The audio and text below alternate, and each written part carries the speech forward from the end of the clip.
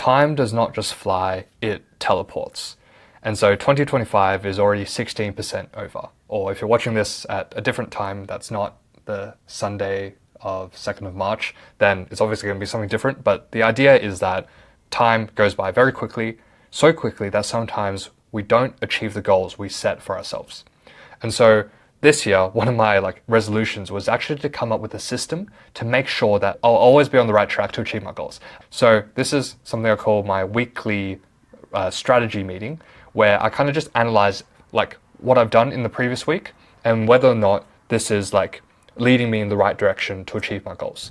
And there are three main questions that I have that I usually reflect on at the end of every week to basically act as guidelines to make sure I'm always on the right path.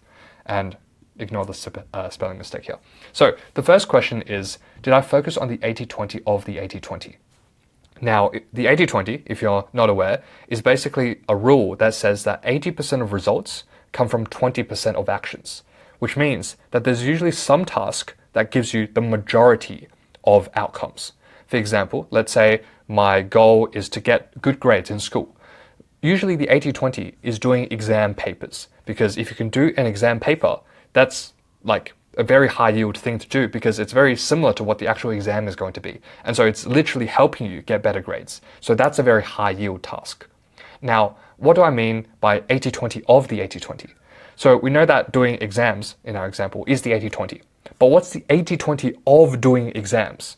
Well, maybe it's, for you, just sitting down and getting started. Maybe getting started is the most high yield task, because as soon as you get started with the exam, you feel it's much easier to continue. And so now your goal is not just exams, but it's getting started with exams. That becomes your key task. And you want to schedule this 80-20 in as many blocks as possible in your calendar. And I literally have a block in my calendar every day to tell me to focus on the 80-20 of the 80-20. So that's the first question I ask myself. And I ask it in two ways. First, I look at what I did last week and ask myself, did I focus on the most important things last week? If I didn't, I'll try and find out why.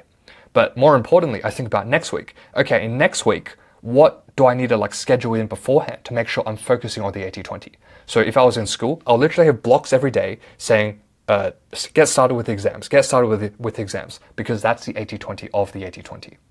So that's the first question. The second question is, what is urgent versus what is important?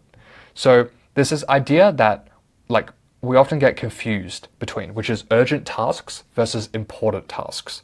So urgent tasks may be, let's say, doing your homework. If you don't do your homework by tomorrow when it's due, then your teacher's going to yell at you.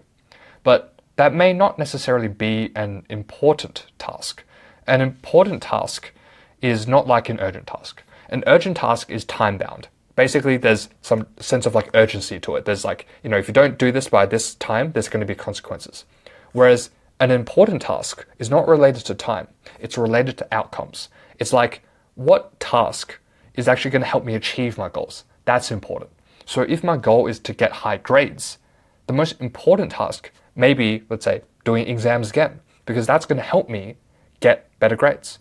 Whereas an urgent task, like I said before, is doing your homework. Yes, your teacher's going to yell at you if you don't do your homework, but maybe it's not that important. Now, you can have something that's both urgent and important. Maybe your homework is important for whatever reason. But the idea of distinguishing between these two things is because oftentimes we confuse them. And we often just keep doing things that are urgent because people are saying if you don't do this by this time, there's going to be consequences. And you end up with this roller coaster of just doing urgent tasks, and you end up neglecting the important tasks. And that's how you can have a lot of time pass without making significant progress towards your goals. So it's very important to understand what's urgent and what's important, and focus on the important. And the final question I ask myself is, am I still winning the championship? And what this means is that sometimes our end goal is very different to the sub goals that we have to achieve to achieve it. For example, let's just use the exam, getting high grades example again. Let's say the championship is to get into medical school. So that's the reason I want to get good grades, because I want to eventually get into medical school, and that's my dream course. So if that's my championship, I have to make sure all my actions are aligned to it. So for example, if I have the opportunity to do a research paper on quantum mechanics, is that really helping me achieve like my goal of getting to medical school? Like may help me get better grades, but it's not actually helping me get like my goal of like winning the championship. And so maybe I'll choose not to do that task, or at least I'll deprioritize it because it's not helping me achieve my goal. And so these three questions are ultimately saying very similar things, which is you want to focus on the most important task that leads to you achieving your goals. But each of these three questions slightly hit it at a different angle and just forces you to make sure that you're on the right decision. So this is the framework I like reflect on every week. I'm about to do it right now. And the purpose of it is just to make sure that like I'm always on the path to achieve my goals in the most like efficient way possible. So I hope the same for you, and I hope that everything goes well with 2025 and that you can achieve your goals.